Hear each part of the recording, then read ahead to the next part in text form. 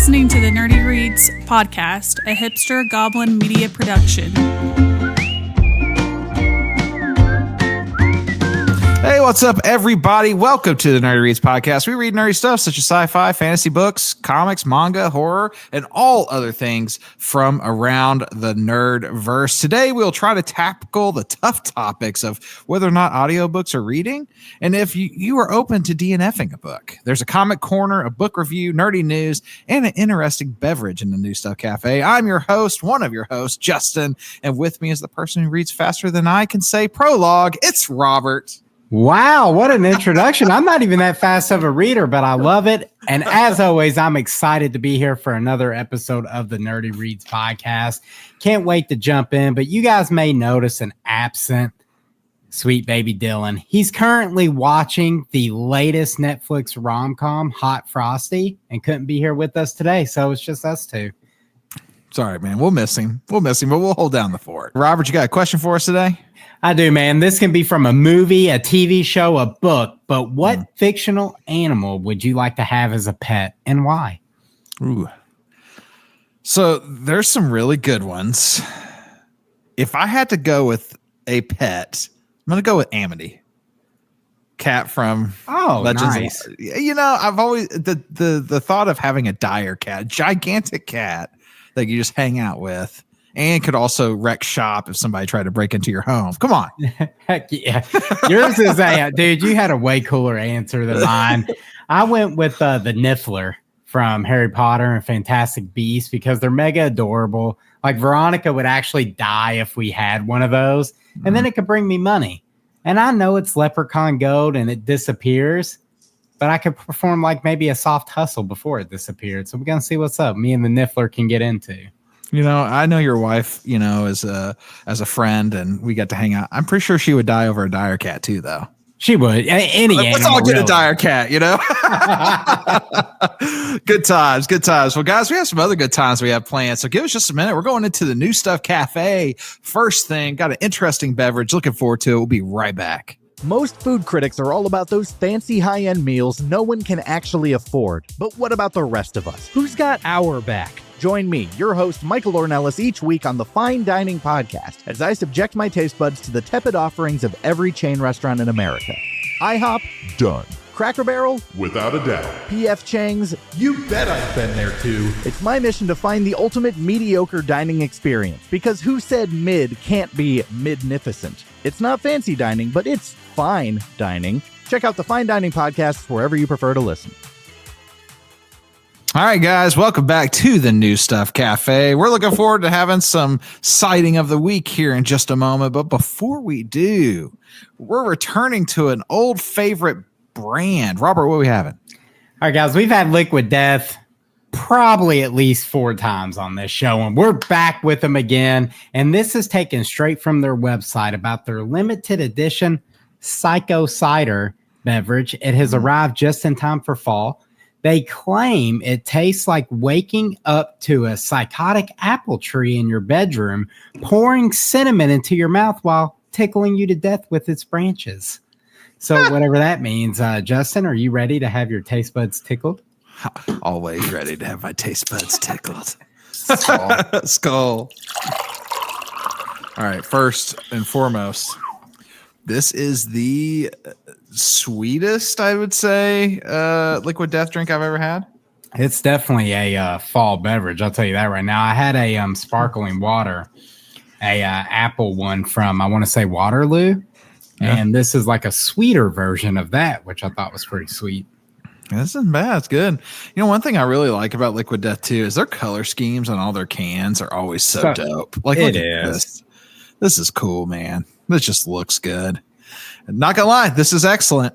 1 can of this only has 20 calories and 4 grams of sugar, too. 0 caffeine.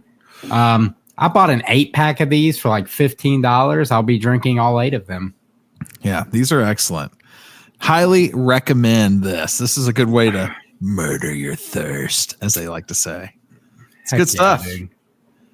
Nerdy Reed stamp of approval.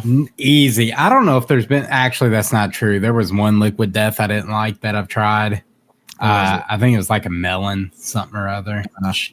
But this one, the Psycho Cider, yeah, dude, for this time of year, 100%. I don't know if I would desire this on a hot summer day. But Chris Fall Night, what's up? What's up? There's only been one Liquid Death I didn't like. I didn't like the orange flavored one. I think I told you that. I gave you one of those. And it wasn't I actually like orange soda. I like all that type of stuff, but for some reason that one just did not do it for me. But every other one I've ever had, I love Grapefruit. I love all their stuff. Their teas are my favorite. It's all good stuff. Yeah, I'm gonna finish this whole can while we talk about our sighting of the week this week. Let's hit it. I'm filling in for Sweet Baby Dylan. Unfortunately, who couldn't be with us, as I mentioned. Hot Frosty on Netflix was more important than Nerdy Reads podcast, but I digress. This week's sighting of the week is going to be an Oregon bat named Harry Potter has won the Bat Beauty contest that they put on over there in Oregon, beating out Lestat, the Western small-footed bat from Idaho, in the final round of the contest. And also bested Townsend, the big-eared bat, Sir Flaps-a-Lot from Utah. I can't believe Sir Flaps-a-Lot didn't win. I mean, look at that, though. That's a beautiful bat, you know? That is beautiful. It is, this victory marks the third year in a row a bat from Oregon takes it. They just do things different down there in Oregon with their bats, man. Oregon's got some pretty bats. I mean, what can you say? For the uneducated, which is me and probably everyone who's not bat experts, hoary bats are known for swift flights and wrapping themselves in their own tails to mimic leaves to hide from predators. And because of this attribute, it's estimated that Harry Potter would be the perfect candidate for this year's Seeker on the Quidditch team. Congratulations on your win, Mr. Harry Potter. Congratulations, Harry Potter. What an amazing sighting of the week. Thanks for bringing that to us, bro. All right, guys, we're going to get into some book happenings pretty much right away. And we have some fun ones for you today. We actually have a couple I would consider the hot button topics in the book world. And so I don't know if we're going to make you guys angry or you're going to agree with us. But either way, just know we're all in this for some good fun. So the first one that we have here is something that I think we talked about a little bit on this show before, but we've had some Discord conversations with this circling around this as well from time to time. But are audiobooks reading? That's going to be the first thing we're going to talk about is are audiobooks reading? Robert, what are your thoughts? So I know you're not directly engaging with the text with an audiobook. And before this podcast, I was actually probably in the camp of, I don't think audiobooks are reading. I think you should, sit down and read the book. But we did an episode that turned me from the biggest skeptic of all time into a believer, and it was Holly. And we challenged ourselves like, look, dude, we're going to do Holly, but we're going to do the entire thing audio. We're not going to read it. It's audiobook only, and we're going to review it as an audiobook. And that changed me. And it helped that Justine Lupi was the narrator who played Holly Gibney on the TV show. But since that, though, I've engaged with audiobooks quite a bit. I'm currently revisiting the Harry Potter series. I still prefer to read the book. Especially if it's my first time reading it, I prefer to actually read it. But I like having the audiobook as a companion and jump back and forth. So, yeah, man, I have changed over the last year, and I consider them reading now. Yeah. I mean, there's things that I think you do. I mean, you're still practicing comprehension. I mean, you still have to, take it in. There's benefits to it, and in this day and age, we could all work on practicing active listening, to be honest, right? Like our active listening skills. So I think audiobooks definitely help with that. I mean, there's still the language part of it. You're still having to think about that. You're still having to use your imagination to picture all of the things. Audiobooks are efficient also. I mean, if we're being honest, you can't read a book while you're driving, for example. So, I mean, and if you are, I've seen people do it.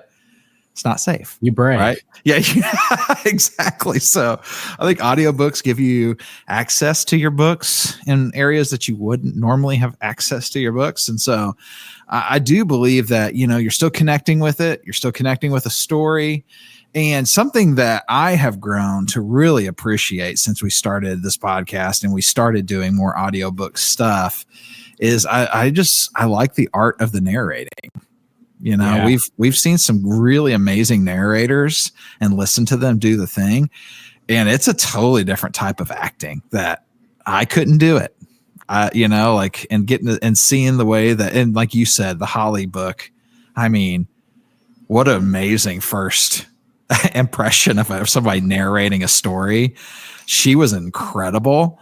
And since then, we've seen other incredible narrators that we've listened to, and it's a lot. I mean, even like You Like It Darker. You can find us on YouTube. There was so much amazing narrating in that. I mean, it's just a really, it's a skill, and it's amazing, and it's an art form. And so those are things I really appreciate. And so I agree with you 100%. I do believe that it is still reading. And I don't know if I would have said that before we did this, but I feel as though I get different benefits, but yet the same experience both ways.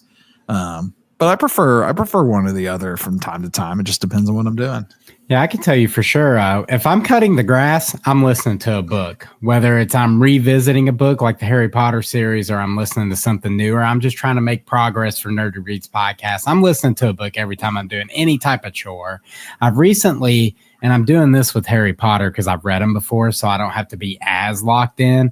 Sure. But while I'm like actually doing real world work, I'll have like one AirPod in and I'm listening to Harry Potter. And Jim Dale, that narrator, I'm glad we didn't start with the Harry Potter books, because this dude may have ruined all other narrators for me. He is that good. And one final positive I'll give the audiobooks. If you're like me and you love high fantasy, you actually get the way the names are supposed to be, you know, enunciated instead of however I butcher it in my head. Yeah. Yeah, I would say that there are times where we have been on opposite ends, and one of us is reading and one of us is doing an audiobook. And there's things that the person listening to the audiobook picked up on that the person reading didn't. So there's things like that too, that there's some benefits to it. And so what was the book where I read the character's name wrong from start to finish? Oh my gosh. Was it The Lost Story? Was it that? It was The Lost Story. You kept calling the girl. What were you calling her? I don't know. It was so bad. Because her name was like Emily, though. Yeah, I called her Emile. Emile, that's right. And you kept on doing it. And I'm like, bro, what are you, Emile? I'm like, gosh, I just missed a whole character in this book for like the last like 8 chapters. But that's hilarious. Yeah. So, hey, here at Nerdy Reads Podcast, we are pro audiobooks. So take that for what you will. But I think that it's reading. I think that it's a fun way to do it. And so enjoy what you enjoy. If you like listening to audiobooks, don't let people make you feel bad about it. You know, and if you prefer flipping pages, keep doing your thing. Both are great. All right, guys. So this week I'm bringing you a Nerdy Reads book review, and I have in front of us Ushers by Joe Hill. This is a horror / short story. Many of you know Joe Hill is Stephen King's son. He chooses to go by Hill, which is like a play on his middle name, because he wanted to like gain success without that like King last name behind him, which, you know, pretty cool thing to do. Sure. Quick synopsis. It's about a 23-year-old man who has escaped death twice, and he reveals his secret. So Martin Lawrenson is a 23-year-old guidance counselor who finds himself at the center of a police investigation after surviving a train crash. But how did he survive? He simply did not get on the train. And years earlier, he survived a mass high school shooting at his high school. How did he do it? He stayed home from school that day. So these two federal agents sit down and they try to determine if this is luck or was there something more sinister at hand. And I actually was fortunate enough to check this out for free because it's on Amazon's Kindle Unlimited, which also includes the Audible narration for free. So actually it's short enough that I read it and then I listened to it on my way home today. And it's part of Amazon does something called Amazon's Original Story series. And they take best-selling authors and they're like, hey, write us a story that can be read in one sitting. So Ushers came out on November 1st. I'm going to give you 3 reasons I recommend it. Read in one sitting. Like I just said, you can read this in 20 to 30 minutes on your lunch break. Faster readers, you could probably knock it out in 15. You won't be disappointed. It is a short tale, but what happens is a unique twist on the old cheating death trope. So think Final Destination when you go in. I don't want to spoil it here. My next reason will be the characters. Martin and Detective Duvall, the dialogue between these two is engaging and entertaining, and the characters actually feel fully fleshed out for a 29-page story. And then my last recommendation is going to be, this is a predictable but satisfying ending, and it does everything I feel like a short story should do. It engages you with its premise, and then it delivers on that, and it leaves you content when it's over. And I always try to find like one criticism in a book. And the only criticism I have for Ushers is that it ended, because I was like loving it. I've never interacted with any of Joe Hill's work before, so this is my introduction to him as an author. And I loved it, dude. Like, honestly, you could have taken this short story and put it in his father's You Like It Darker series we covered, and this would have been in my top 5, maybe even top 3.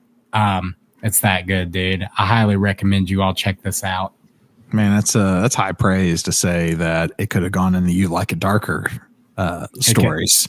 29 pages. It is fantastic. I'm going to throw it up in the Discord. Hopefully you guys check it out. If you do, let me know what you think. Here's the cool thing. I think stuff like this, 29 pages, it is a short story. But after doing You Like It Darker and things like that, I've grown to appreciate the short story, the way, because it's a different kind of crafting. Because you have to start, you have to have a middle and a finish in a very short period of time. And so it sounds like this book really stood out to you. So that's really cool. Yeah, dude. I actually just learned about the Amazon original stories where they take those bestsellers and they're like, hey, give us a one sitting story. And there's tons of them on there by huge authors, and it's all free with your Kindle Unlimited. That's amazing. So this is Kindle Unlimited? Yep. Oh, dude, that's done. I'll be check this one out. So look forward to that. All right, guys, it's time for Comic Corner. We're back, baby. Hey, it has been a while since we've done a Comic Corner. And today on Comic Corner, we wanted to bring you 5 comics that will prepare you for the holiday season. We're going to try to have a nice balance between the DC and Marvel genres. I don't know. We're gonna try to have a nice balance between DC and Marvel comics, trying not to lean too far one way, even though I feel like we all are Marvel fanboys in this group. But we're gonna try our best to try to have a balance. But the first thing we have is very cozy. We have the Merry X-Men Holiday Special. So this is the first one that we got coming up here. This one came out in 2018, 25 holiday tales of merry mutants, one for each day of December 1st through December 25th. So that is a really cool thing. That is. If you have kids and you're like, hey, they're into comics, this might be a fun way just to kind of read some nice short little stories with them. But what does Magneto do for Hanukkah? What's Rogue and Gambit's first married Christmas like? Is Jubilee truly the master of navigating malls during the holidays? These questions and more are answered as all your favorite X-Men and more creators than you can shake a jingle bell at come together for a holiday celebration to last all month long. Where do I buy this? So here's the good news for you. Here's the good news. I'm glad you asked, Robert. You can either find this one physically. You can go to your store, your local comic book shop. We actually were in our local comic book shop recently, and they have a holiday box that you can go through. And I believe I saw this one there. But if you are a Marvel Unlimited subscriber, you have access to this. So, dude, enjoy the Merry X-Men Holiday Special. I want to treat it like an Advent calendar and start in December and like read one a day. Bro, how fun would that be to do that with like your kids? Dude, it really would. I love the X-Men. I love that cover too. And I like how you got everyone sitting there enjoying their cocoa, but in the background, Jubilee's fighting for her life against Iceman. So awesome. Exactly. Oh, and next up, we have something from our friends over at DC. This is Swamp Thing Winter Special. I don't know about you, but once we hit chilly season it's pretty much anything winter wonderland-ish. Makes me think of holidays. So threw this one in. Tom King and Jason pay tribute to the legendary creators of Swamp Thing. Swamp Thing is out of his element as he shepherds a lost boy through a blinding blizzard and other hazards of a strange frozen tundra. In this touching and harrowing tale of survival, the pair must navigate countless threats throughout a bewildering terrain. With a bloodthirsty snow monster hot on their heels, but how long can they rely on each other? Okay, this one takes place in that it's a very cool vibe to it, very winter wonderland-esque, snow monsters, all of that fun stuff. You can find this one in your store or on eBay. I did check that. Or once again, if you're a DC Infinite subscriber this time, Oh, they have their own. they do. Why? Of course they do. You can have access to Swamp Thing Winter Special. Heck yeah. Have you ever read Swamp Thing, or does this stuff like this interest you at all? Swamp Thing does interest me. I actually feel like I had a toy when I was a kid. Was there a movie? Is there an old Swamp Thing movie from the 90s? I want to say yes. And I think that there is, but I'm not like 100% confident. I'm sure we have some listeners that will tell us one way or the other, but it feels like that's a thing. But I also am not like confident enough to like double down on that. I found one. It was made in 1982. Okay. And there was a TV show. So yeah, I didn't fever dream this. I do remember interacting with Swamp Thing when I was a kid. I've never read the comics though. Well, there you go. Now's your time to start. All right. Next up, we have Gwenpool. Everybody knows that this is Gwenpool, Deadpool. It's all the hotness right now. This is in our 3 spots, a holiday special merry mix-up. I thought this one sounded actually super fun, so I wanted to add this one to our list. It's the holidays yet again, and that means it's time to join everyone's favorite Gwen. Take that, Stacy, and celebrate good times. Come on. Only problem is somehow this year's festive traditions seem to be a little off, and Gwen's the only one to notice. Featuring Gwenpool, Spider-Man, Red Skull, Punisher, and even Deadpool. This one presents you know who you gotta buy yourself. So there you go. You know who? I'm guessing that's Santa Claus. Good news. This one's also on Marvel Unlimited. So go and check this one out. All right, dude. What I love about this cover is we have a random crony wearing some antlers and Rudolph's red nose driving the car instead of a sleigh. And look how mad Red Skull looks out here with his little hat on. He looks so angry. And there was one description of this that I read that said that Deadpool, in one of the short stories in this, that Deadpool is handing rusty nails to children. So, no, I mean, come on. What is it, Terrifier 3? So there you go. It's always Deadpool, bro.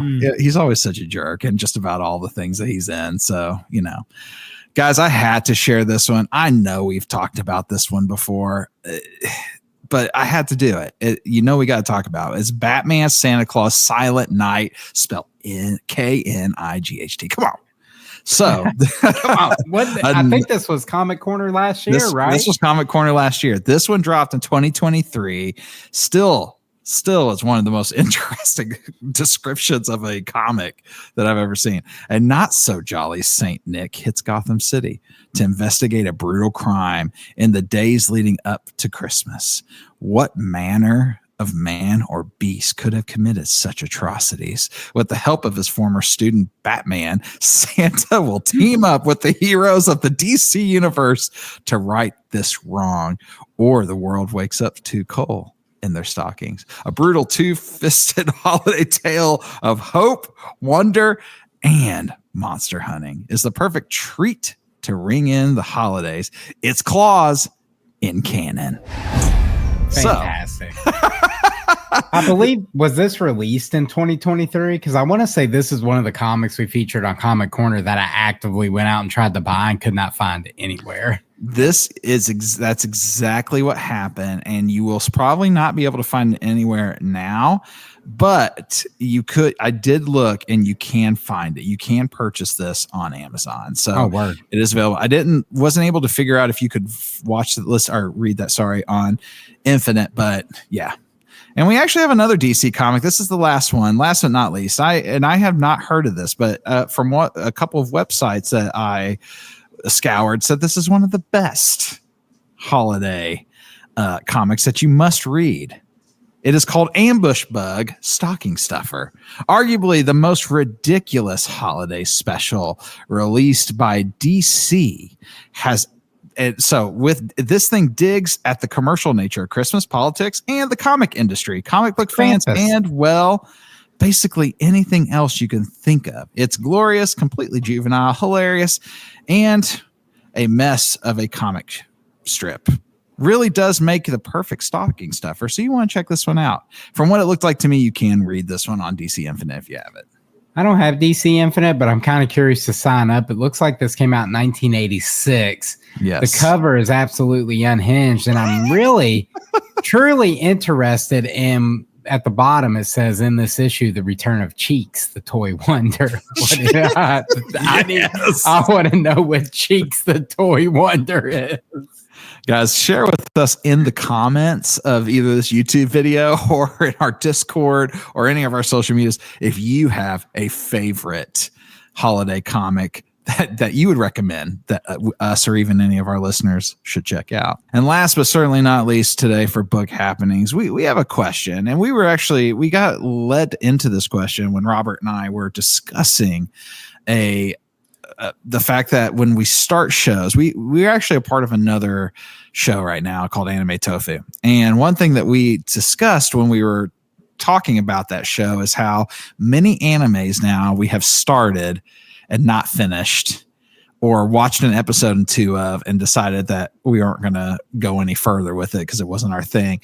And it led us to the question of talking about books. And, a lot of times, if you follow the show for the last couple of years, when we start a book for the show, we've always finished it. We have never not finished the book. All right. So we've never DNF'd on this show for anything that we've done on here, but it led us to this question that we were wanting to ask ourselves and talk through a little bit is, hey, do you feel like, Robert, that you always have to finish a story? Do you always have to finish a book, even if you're not fully enjoying it? Or are you open to the idea of not finishing it? This is where I struggle. So with video games, TV shows, I have no problem like starting a video game. I could even get 40 hours in and be like, you know what, I'm done here. TV show, I could watch 2-3 episodes back, I'm good. But for some reason with books, I can't bring myself to do it, man. Like, even if I'm straight up having a bad time, there's something in my head that's like, no, this is going to turn around in the third act. And then in the third act, I'm pulling my red clown nose off as I close the page on the final chapter. I don't have it in me to DNF books. I don't know why. I've finished some atrocious novels before that I'm not going to mention on this show. But I've suffered through because I don't know if I've ever in my life just not finished a novel. I think for me too, sometimes it just depends on what I'm into at that time also. So I've struggled with some books that I would consider not bad books also, like that I would think, these are actually solid, that I've come back to and liked quite a bit. But at that specific time when I opened it, I was not ready for that one in particular. But I've not DNF'd anything either, to be honest with you. But I'm starting to feel like, and I think maybe it's because of Anime Tofu, maybe I'm open to it, open to the idea of saying, hey, like, I'm not feeling this, so I'm going to move on. Yeah. I'm not against it. I'll give you two different examples. I was really excited going into The Shining by Stephen King, and I may get absolutely roasted for this, but dude, that is probably the closest I've ever come to DNF in a book. I just could not get into it. But I'm happy I finished it. It took me forever, but I was able to power through. And then on the flip, the second Star Wars book in that Thrawn trilogy we did on this show, the start of it was such a struggle. I'm talking like the first 30%. I'm like, dude, I don't know if I'm going to be able to do this. But then I'm so happy I stuck with it because it became like one of my favorite books I've read this year. I mean, bar none. It gets that good, but that beginning's a slog. So I think that's where it is for me, dude. Like, I feel like if the beginning is a slog, it'll pay off. Or if the beginning is great, I feel like, all right, I'm going to stick with it, even though it's kind of fallen off. #fairytale. But I can't DNF a book, dude. I also think sometimes that, we haven't really, I guess the longest book we've read was Fairy Tale. And then when we did The Bright Sword. Yeah. But we did The Bright Sword in a nice little pacing too. So it made it less, it hurt less. I feel like I would have enjoyed Fairy Tale more if I didn't put that pressure on me to read it in 6 days. Well, that was our biggest issue with it. Yeah. I think that's the thing, some of these books nowadays, I actually am a believer that length of book doesn't necessarily mean quality. There are some books that are 1,500 pages that are amazing, I'm sure, and then there's 350 page books that we've reviewed on this show and have loved dearly. And so I have a hard time though with some of these longer books because, you get past that 700 range and I'm like, all right, I think I'm ready for something different. Are we going to wrap this up? Let's go. I need this to end at some point,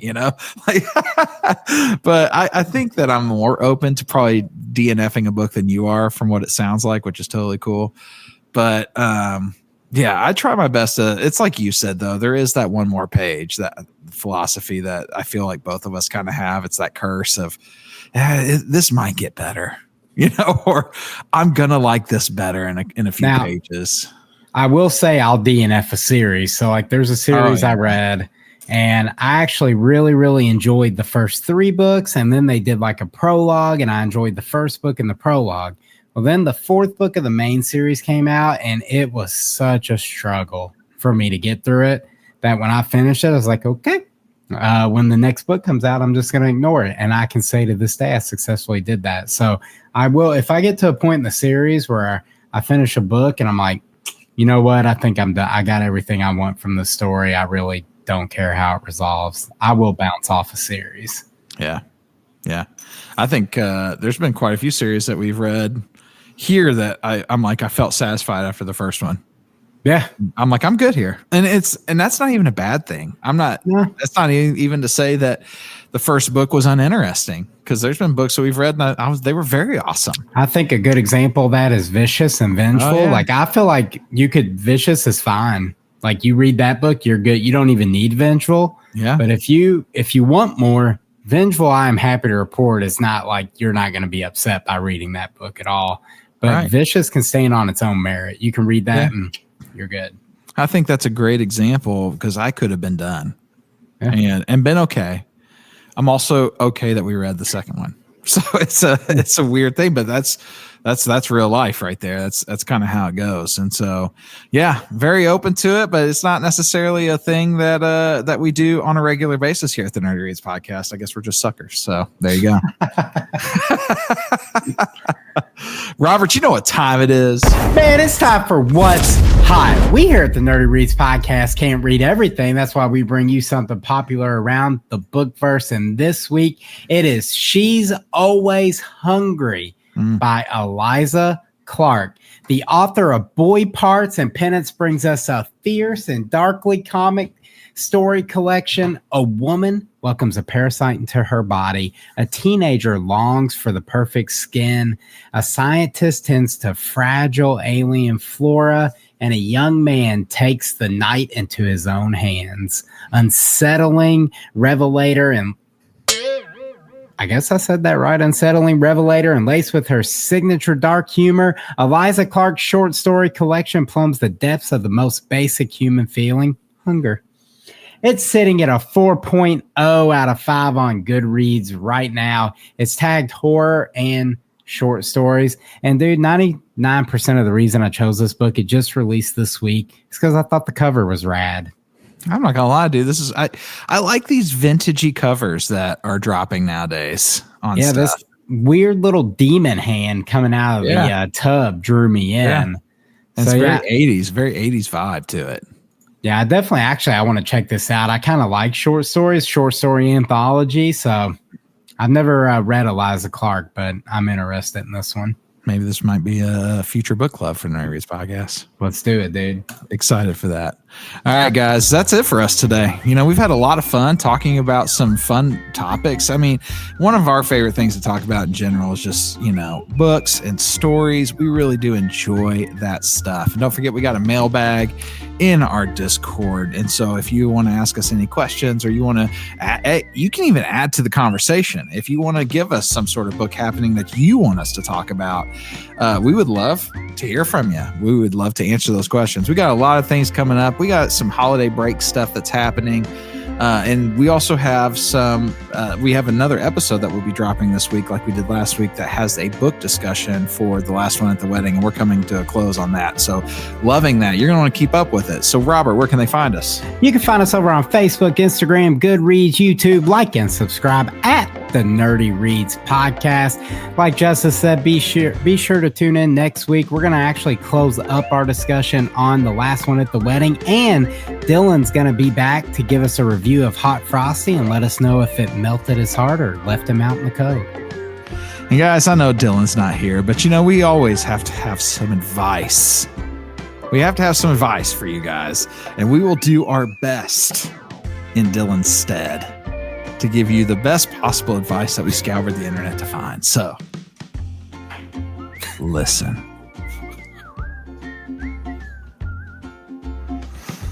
Communicate clearly the point that you want to make. The more you say no, the easier it will become. That's solid advice. Although, dude, you didn't pause nearly long enough after listen. But it was close. Thank you. See, sometimes it's a little awkward. It gets so long, so I decided I was gonna tighten that up just a smidge. So anyway, guys, thanks for hanging out with us today. Like Robert said, like and subscribe. It helps us a ton. We're trying to grow this thing. Help us grow it. Share with your friends.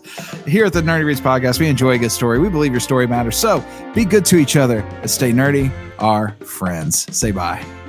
Bye.